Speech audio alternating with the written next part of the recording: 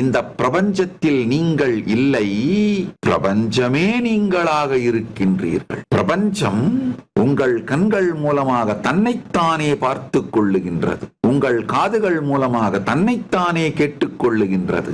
உங்கள் உடல் மூலமாக தன்னைத்தானே அனுபவிக்கின்றது. அதுதாங்கய்யா உண்மை.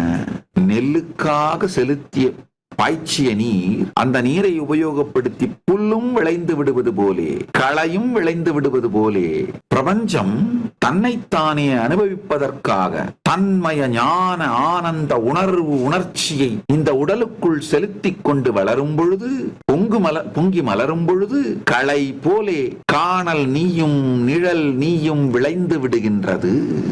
எப்போ உங்களுக்கு உங்களை பத்தியும் வாழ்க்கைய பத்தியும் போர் அடிக்க ஆரம்பிக்குதோ, டயர்டாக ஆரம்பிக்குதோ, என்னடா ஏன் இயங்குறோம், எதுக்கு இயங்குறோம், என்ன பண்றோம், ஒண்ணுமே புரியலையேடா, இது என்னடா அப்படின்னு தோண ஆரம்பிச்சாலே புரிஞ்சுக்கோங்க, நீங்கள் ஞானமடைய தயாராகிவிட்டீர்கள். அந்த ஞான தேடுதல் தான் வெளியில் இருக்கின்ற நீங்கள் பார்க்கின்ற காணல் நீயால் பார்க்கின்ற உலகும், நிழல் நீயால் பார்க்கின்ற உலகும் சலிக்க துவங்குகிறது. காணல் நீயாலும் நிழல் நீயாலும் பார்க்கப்படுவதும் அனுபவிக்கப்படுவதும் சலிக்கும் பொழுது நிஜ நீ விழிக்க துவங்குகிறது.